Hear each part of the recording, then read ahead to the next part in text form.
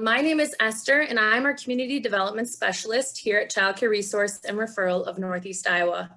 I am absolutely thrilled that you all are joining us this morning, and I hope either you have your cup of coffee or your brunch or something, but thank you for joining us. If you're not able to watch this live with us right now, hi, I hope you're going to enjoy this view later on. We're really excited for you all to be here. So this week has been exciting work for us here at Child Care Resource and Referral. Our mission as a statewide organization is to provide resources, education, and advocacy to support quality childcare. Our Iowa vision is that all children, beginning at birth, will be healthy and successful. And we know that there's no way, as an organization, as citizens, and as community members, that we can achieve the mission or vision if our childcare providers are not seen, are not heard, and not elevated to the respect and praise that you guys all deserve day in and day out, especially right now. So this week, we hope that you felt a little bit of this respect and praise. We hope you understood that we see you, we hear you, and we're trying our very best to be your advocates here at Iowa Child Care Resource and Referral.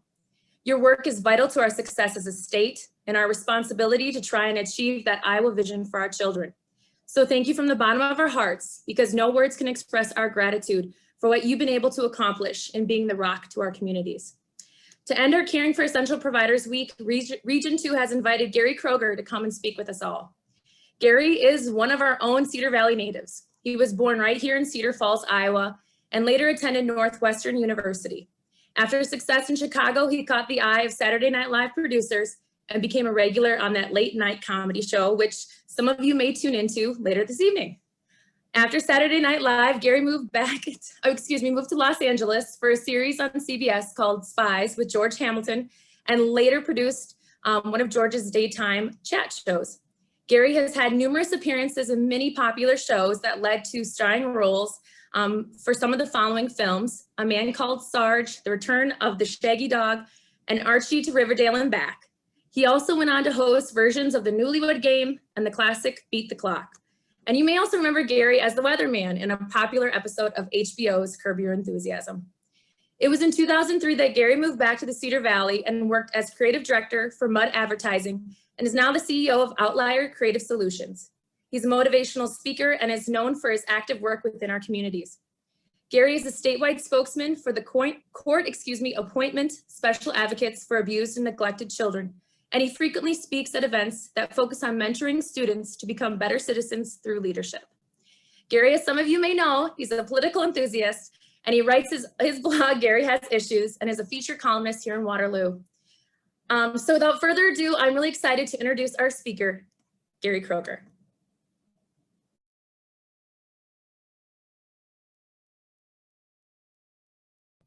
Now you can hear me, right? Can you hear me? We sure yes, can. Okay. Well, thank you for that introduction, Esty. You know, when I hear some of those things like popular movies like A Man Called Sarge, I realize no one's probably heard of it. But, you know, the point is, I made some very different career choices in my life, and I'm going to talk about that a little bit. But the first thing I want to say is what an honor it is to be able to speak to you this morning into this afternoon at the end of this appreciation event.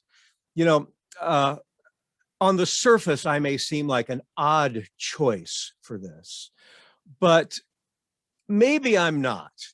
Because as I tell you a little bit about my past in just a moment, I am the son of a retired early education educator. My mother was, in fact, the very first generation of Head Start teachers. And I learned growing up the value of early education and childcare. My own children, I have 2 boys, have greatly benefited from childcare and what you provide. The rewards and the stress are part of caring for young children, and they are, after all, someone else's young children. So I know firsthand what that can be like. Now, I hope, I pray that when I tell you these stories, I hope that you understand it's not from a place of being boastful at all. I just made some very different decisions in my life, and those decisions forced me to create philosophies and ways to inspire myself. And I, in fact, have had this on my refrigerator for 20 years. Now, I'm going to tell you what's on there, but I'm going to tell it to you by telling you stories. Your job, as you know, is crucial. And in my opinion, too often you're not recognized for the value of the work that you put in. And that's stressful. And I'm not under the impression that I'm talking to a group of people who are feeling down. But I do know that there are moments when you must. My mother, for all the hard work she put in, never had to deal with a pandemic and the new stress factors that have come into play.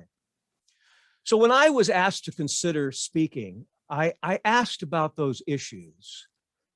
And it seemed that some of the things that I've learned in my life from my career could be a benefit. At the very least, at the end of this terrific week of appreciation, I hope that I can be inspiring to you as Iowans. And maybe you'll find a laugh or two at some of my experiences. I've found life lessons that, like I've shown you here, that I use every day to keep balance and to find inspiration. Now, people often say that inspiration doesn't last. Well, neither does bathing, which is why I recommend a bath every day. No, I stole that line from Zig Ziglar, but it's true. It's important to find things in our lives every day that will trigger inspiration. I'm going to tell you stories about my life. And like I said, I hope this doesn't come off as arrogant or self-serving, but it was from my life experience and making some rather unusual, even daring choices that I learned 5 inspirational ideas. And I'm going to share them with you by telling you how they came about. 46 years ago, I'm dating myself now, I did what a lot of young Iowans did. I left Iowa as fast as I could, never expecting to return except for Christmas to see my mom and dad. In fact, I was so removed from Iowa when I came back for Christmas, I kind of thought it was cute that people were still here. I kind of figured everybody would leave Iowa. It never was instilled in my conscious youthful brain that Iowa was a place to be. And as long as I could remember, I wanted to be an actor my whole life. And I couldn't imagine, how's Iowa, of all places, going to fulfill my dreams? But something happened in my journey that took me to Chicago, New York, and Hollywood. I learned a very important lesson early in life. I knew that the key to success and ultimately my happiness and inspiration was to follow my passion. And I was very clear in my life what that passion was. I love to tell stories. I love this. I love to entertain. I love to create. And to be quite honest, I'm dating myself again. I wanted to be Barney Fife. Now, here's the reality of the business that I went in. Let me tell you something about show business that you might not know unless you've got a relative that's in it. And if you do, you know this is true. Do you know how many times I got a job? Roughly speaking, 1 out of 60 auditions. And I was one of the lucky ones because I worked hard and my career played out very well, that I had an excellent agent. So if I had 60 auditions, I only got 1 job. You know what that means? And maybe you can relate to this. That means 59 times I was rejected. 59 times I was told, you're not good enough. You're too short, too tall, too fat, too skinny, too old, too young, too whatever. I was even told to get out of the business. That's what you have to deal with, or I had to deal with, to follow my passion. But this is what happened. And maybe it happened from those trips that I took for granted going back to Iowa at Christmas. Do you know what I would do when I was depressed? And like, I know I've made this point 59 times a month. I was feeling kind of down. I would think about Iowa. I would think about that place that I couldn't wait to get out of. Because, you know, after all, for 18 years of my life, I was taken care of by my family, my school, my friends, my neighbors. I thought about those things that created me and the people who created me. So when I was down, I would meditate and I would think about Iowa. Sure, winter, as we all know right now, is nearly unbearable. But you know what happens in the winter?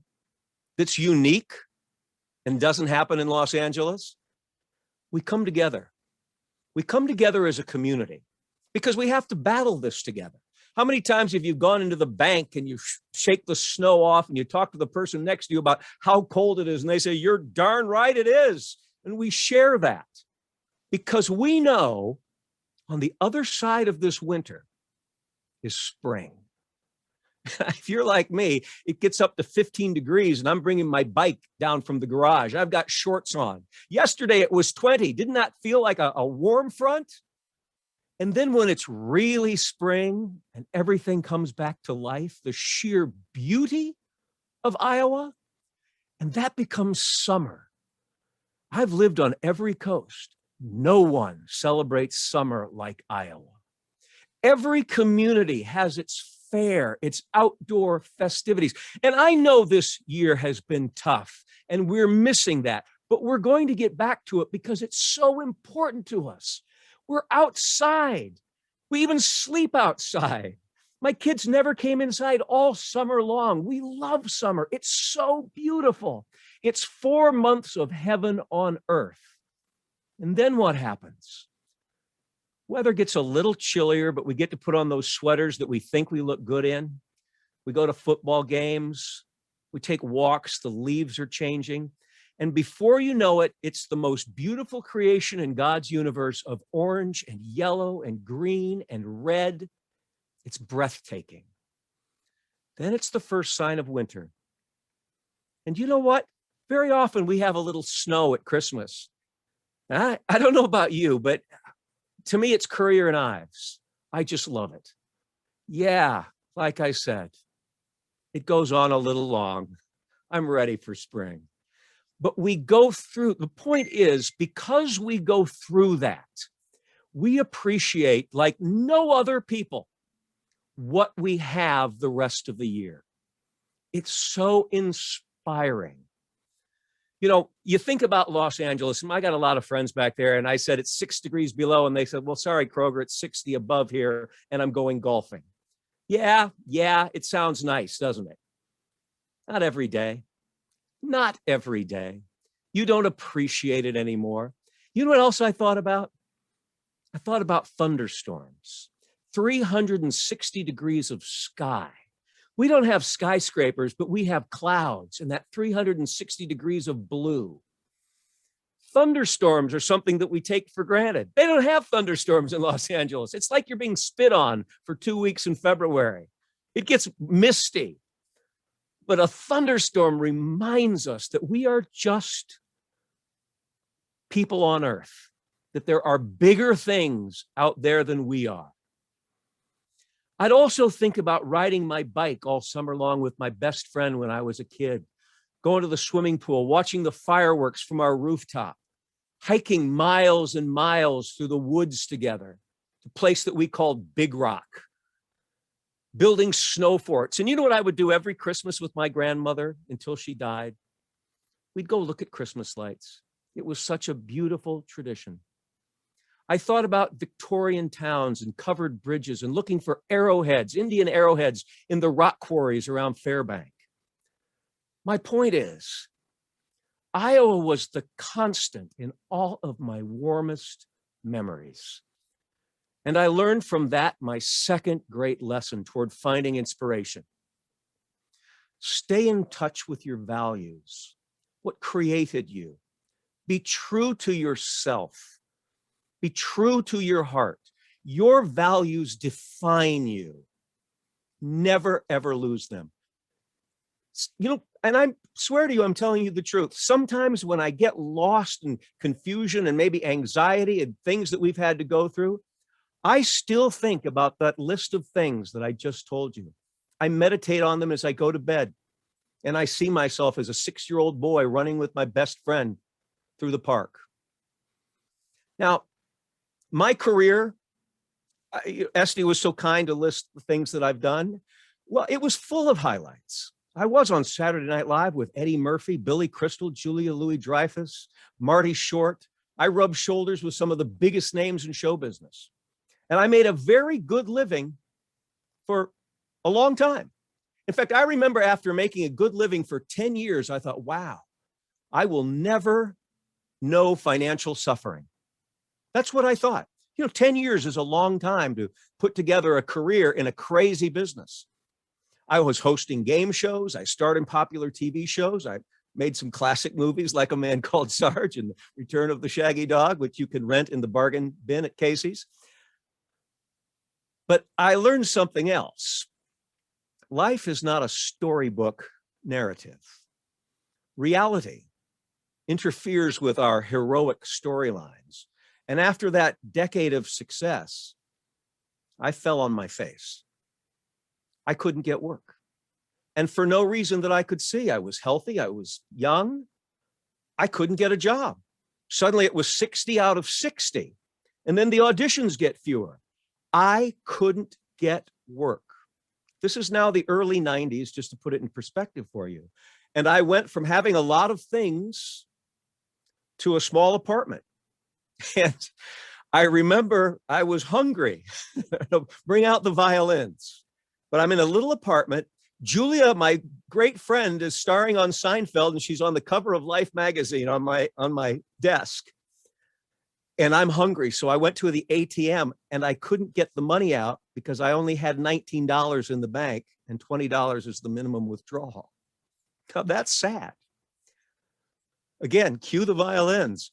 I went back home and I swear to you, I found a half-eaten Hershey bar in my couch and I ate it like a little church mouse. And I found a little bit of nourishment. And I even get a little teary telling the story. But there's a happy ending. I was walking down Ventura Boulevard, down on my luck, and I passed a restaurant, and inside was George Hamilton. Some of you may remember George Hamilton. He's pretty much retired now, but he had a very nice career, and I worked with him in a show called Spies, and then I later produced his talk show.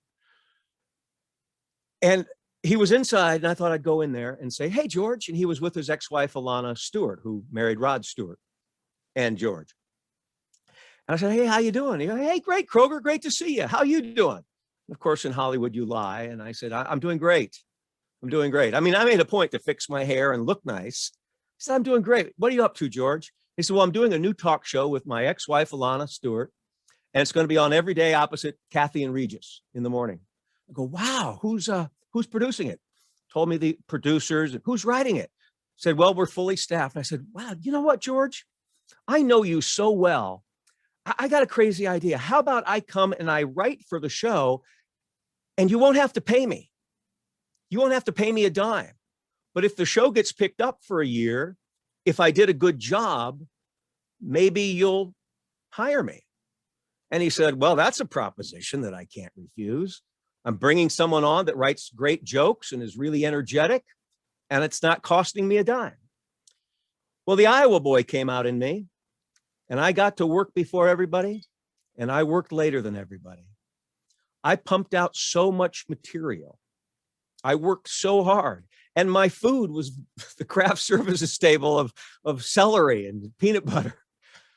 I worked hard, and the show got picked up. And George went to the producers and said, you know why this got picked up? Kroeger, you've got to hire him.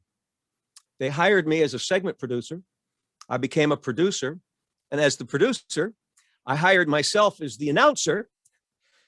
And so suddenly, from a candy bar in the couch, I was a producer, a writer, a voiceover artist, and getting paid union scale for all three.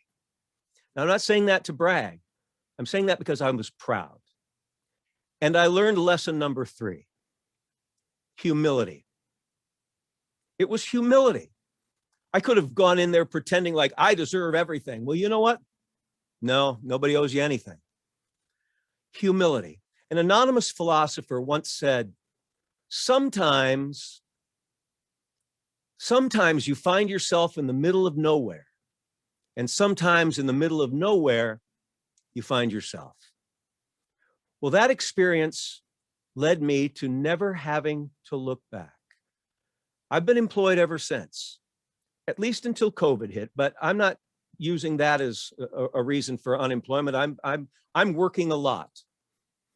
And most importantly, I keep my balance. I keep my head on straight. I'm still inspired, and my family is safe. But the lessons didn't end there. It was now the late 90s, and I'm married, and I have my first son.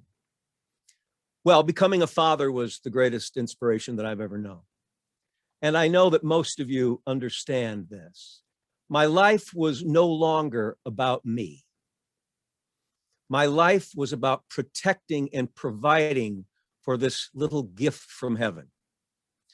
So I'm living in LA, and now I'm living in a nice house. In fact, I don't know if you remember Debbie Boone, Pat Boone's daughter. She was my neighbor. So I'm living in a nice neighborhood, right? But everybody in LA is fenced in because you don't really trust your neighbors like we do here in Iowa. And my little son was 3 years old, and he was a crafty little guy. He figured out how to climb a tree and get over the fence. Well, that doesn't seem like a big deal to us, does it? It is in LA, because on the other side of that fence are 12 million people. And just statistically, a lot of those people aren't nice. There's crime. Here's another fact. We have such wonderful schools. If I didn't send my kid to a private school, the public school systems couldn't provide for him what he needed. So that's an extra 30 grand a year. The air in Los Angeles, where I lived, is so bad, or at least it was, that they say if you live your entire life in Los Angeles, you will live 10 years less than we do here. And even if you live longer, you'll have respiratory conditions. Well, I worked 15 miles from my home. 15 miles is like what? From Waterloo to Independence. You know how long it took me to get to work? An hour and a half. An hour and a half to get back. 3 hours a day, I'm not with my little boy. I'm not with my family. I'm stuck in traffic with angry people. I remember a little old lady got in front of me and flipped the bird to me because I was too slow in traffic in her estimation. And I realized I'm living in a world of angry people where everybody's gouging everybody because everything's so expensive. When I left Los Angeles, a starter home was $450,000 on a 16th of an acre, and there's no basement, maybe one bath. Well, how do you survive in that environment? You've just got to be rich, right? Well, even though I was doing well, it wasn't about me anymore. And you know what I did? I thought about Iowa. I thought about Iowa. I thought about how I could leave my bike in the driveway. It could be okay. And I thought, my son deserves what I had. He deserves his father to be home. He deserves the freedom and the safety. He deserves the seasons. Well, life lesson number 4. Own your purpose. Find what is bigger than yourself, even bigger than your greatest ambitions. Find that purpose. I'm preaching to the choir when I say that one. I know I am. And I know the people I'm looking over here, Emily and Esty, I know they live their purpose. But it's so essential to know why we're here and to own it. Mine was to be a family man, and it was to be a father. So I looked back and I thought, what am I going to do now? How am I going to give my son what my parents gave me?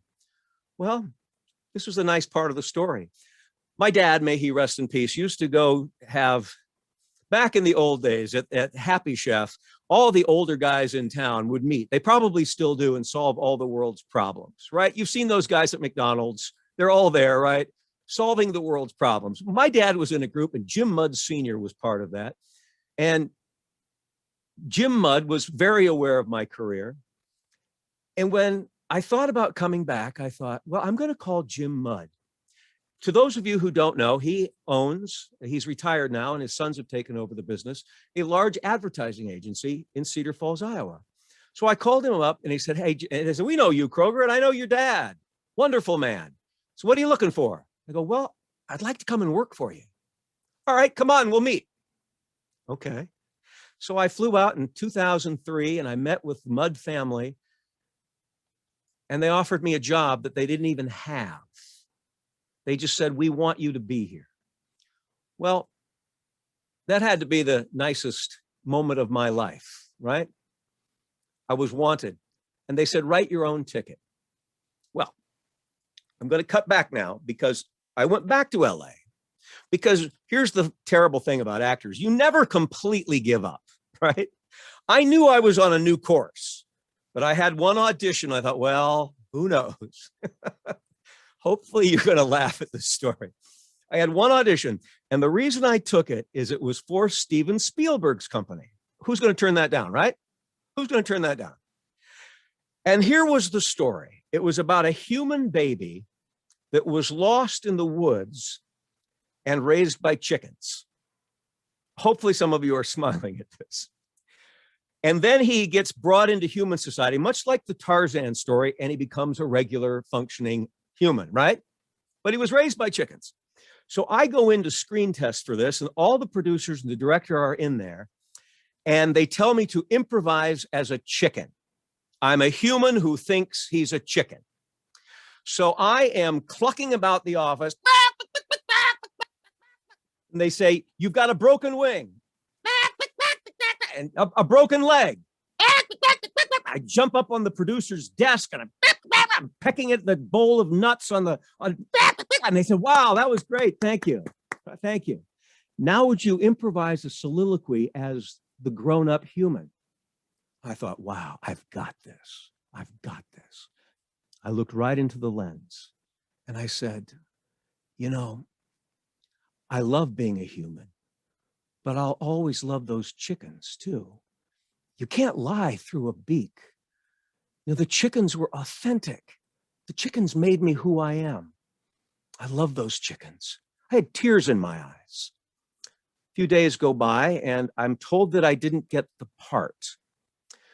So I asked for feedback and they said, well, Gary, you were brilliant as a chicken, but we didn't really believe you as a human. Now, I'm hoping you're laughing at that story because that said to me, I don't want to be in that business anymore. If you found an actor who can nail a chicken, trust him as a human. Well, no sooner did I get that feedback, but I loaded up the truck and I moved out of Beverly. And I moved to Cedar Falls, Iowa, and I bought a house that was a dream house of mine when I was growing up. And I'm sitting on the front porch, and this is true. The lady next door brought me fresh baked muffins to say hello. My son is on his new bicycle and he's down the street and I don't know where he is. And guess what? I wasn't worried. I was fine with it. I called up my best buddy, Mike, who's still an actor in LA. And I said, Mike, how you doing? You know, great, Kroger. You know, little old lady just flipped me off in traffic, but other than that, it's okay out here. How you doing? I go, Mike, I might be in Mayberry now, but life is good. Life is good. You know, the title of my talk is Finding Your Inspiration. And, you know, it really is like right out of The Wizard of Oz. What we're looking for is usually right here in our own backyard. You know, we're battered in the state of Iowa with a perception that we aren't any place special. And that's wrong. We've all traveled. We've heard what people say. They call us a flyover state. We are somewhere very special. I find inspiration in what surrounds me from the very things that many of us, and I did as a child, took for granted. You know, just last year, I landed, before COVID, I landed in Des Moines, and I drove the diagonal route through the hills of Iowa to Waterloo with my wife. And I said, you know, look at these green Grant Wood looking hills and farmhouses. If we were in Ireland, we would be going, oh my God, it's so beautiful. But we don't because we're in Iowa. Believe you me, and I know most of you have probably traveled, we are on God's little green acre. It is so beautiful. But too many times we take it for granted. We need to share that experience and share it with one another. It's been so ingrained that this is just Iowa that we fail to recognize the beauty of those covered bridges and green rolling hills. And yes, the 4 seasons of weather that include winter. Our fulfillment and our inspiration starts on the inside. And from there, we can choose to see our surroundings exactly as we want them to be. Now, I've become an Iowa snob. A couple years ago, I was doing business back in LA for Mud Advertising. And I had dinner with some of my old friends. And they're making fun of the fact that I left the glamour of Hollywood to come to Iowa. And somebody said, Kroeger, y'all have flushing toilets back there? You've heard those jokes. You've heard them. You know, they think they're being funny. Y'all have flushing toilets? And I said, no, we don't. We box up our crap and we send it to LA. I hope you're laughing at that. But I said it meaning, be quiet. I'm proud of where I'm from. I'm proud of being able to visit LA when I want to, but to come home to Iowa. There's one final life inspiration. It's number 5. Prioritize. Take nothing for granted. Carve out time for yourself, even in the busiest day. Decide every day what it is you want to accomplish. Reestablish dreams you may have forgotten. Give yourself the permission to pursue them. Or maybe all you need is a moment to relax, but prioritize it. Prioritize your needs, responsibilities, your goals, and you will find inspiration in each of those moments. The Dalai Lama said, just one small positive thought in the morning can change your whole day. Now imagine what a whole bunch of positive thoughts can do. One last story, which is really just a reflection. I have nothing to show you here for it, but I'm a painter. I'm an oil painter, and I'm very good. Modesty aside, I'm very good, but I don't know how to paint. Never took a lesson, but they're good because I'm not afraid to start. I'm not afraid to make mistakes. I'm not afraid to change my mind. I just paint until I'm happy with what I see. Life is an empty canvas until we take the first step and put that brush on it. So look at every day that way. And believe me, again, you'll find inspiration. So take them or leave them. But I have kept these on my refrigerator for nearly 20 years. You can write them down. They work for me. It's a daily affirmation when I'm getting my milk out of the fridge. Find your passions. Hold on to your personal values. Live with humility.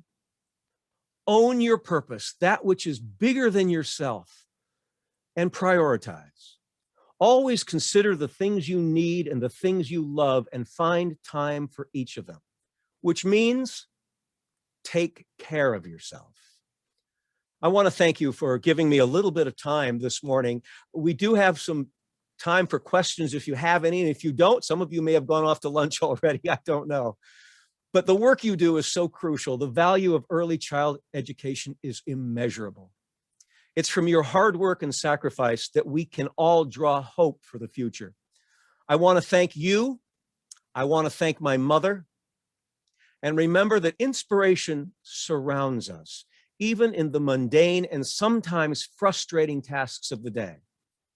We live here as a community of friends, and we inspire each other. Thank you for your time. Esty, I don't know if there are any questions or not.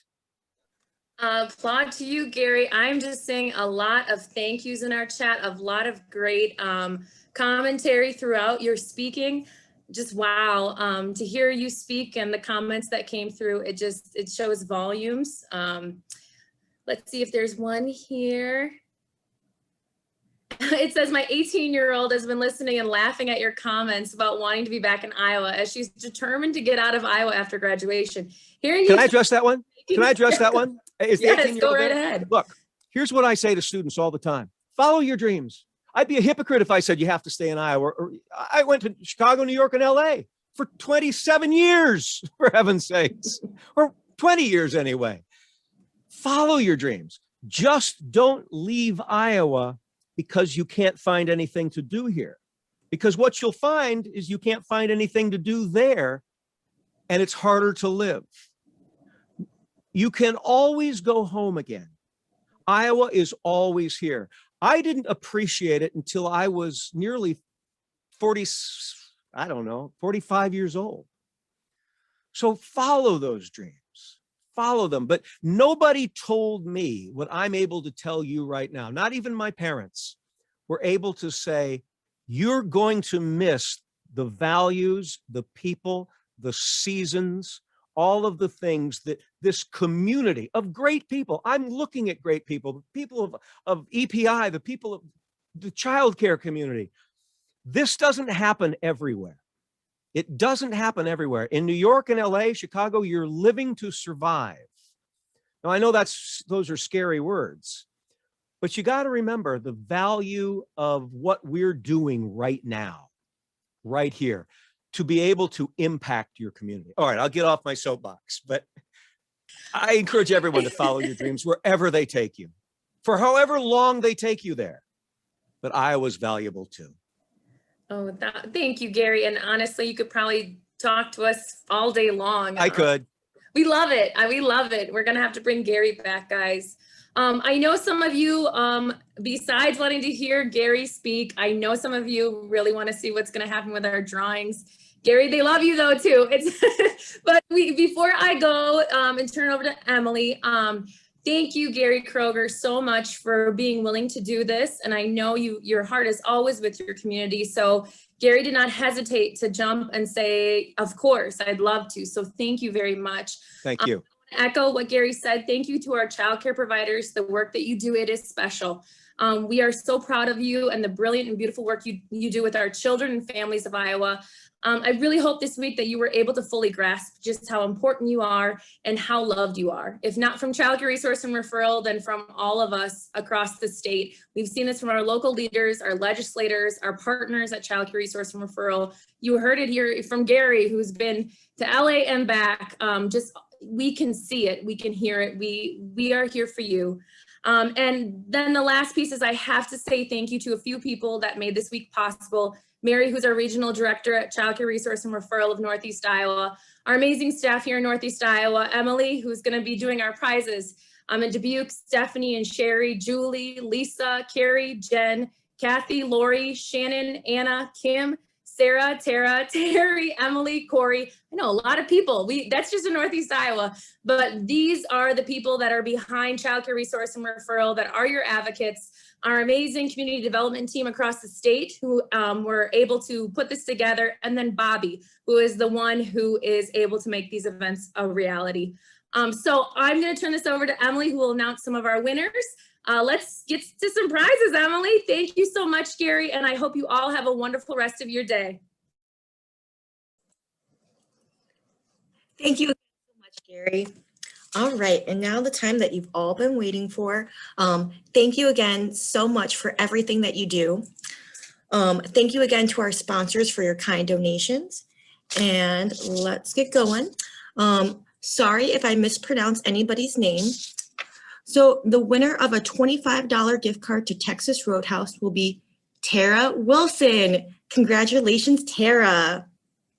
Another $25 gift card to Texas Roadhouse, Sherry Darling. Sherry Darling, congratulations. A $25 gift card to Red Lobster, Sandy Gray. Congratulations, Sandy. Another $25 gift certificate to Red Lobster, Nicole Lodges. Congratulations, Nicole. Next up is going to be a $25 gift card to Darden/Olive Garden. And that winner is going to be Monica Rowland. Congratulations, Monica. Another gift card to Darden is going to be Michelle Hintz. Congratulations, Michelle. Another $25 gift card to Olive Garden will be Megan Vallon. Congratulations, Megan. Another gift card to Olive Garden will go to Maria Blackmore. Congratulations, Maria, who's ready for some breadsticks. Another gift card to Olive Garden is going to go to Leslie Hamilton. Congratulations, Leslie. Another gift card to Olive Garden is going to go to Kendra Menon. Congratulations, Kendra. Another gift card to Olive Garden is going to go to Kalina Hagebush. Kalina Hagebush. Congratulations. And our last gift card to Olive Garden is going to go to Jean Bixby. Congratulations, Jean. Next up is going to be a $25 gift certificate to Lowe's. So if you need some home improvement around your house, this would be a good time. Our first winner is going to be Emily Clank. Congratulations, Emily. The next $25 gift card to Lowe's is going to go to Courtney Hesse. Congratulations, Courtney. Our next gift card is going to be $25 to Fairway, and that's going to go to Casey Kingwander. Casey, congratulations, Casey. The next $25 gift certificate is going to go to Bobby Nelson. Congratulations, Bobby. And the last $25 gift card to Fairway is going to go to Angela Riggenberg. Congratulations, Angela. And now we have a double pack of meal vouchers from McDonald's, and our first winner is going to be Amy Lilies. Congratulations, Amy. Another pack winner is going to be Lisa Arterball. Lisa, congratulations, you're a winner. And our last winner of today for those meal vouchers is going to be Rhonda Greenwood. Congratulations, Rhonda. Yay! Congratulations to all our winners. Thank you again so much for all that you do. We love you guys so much.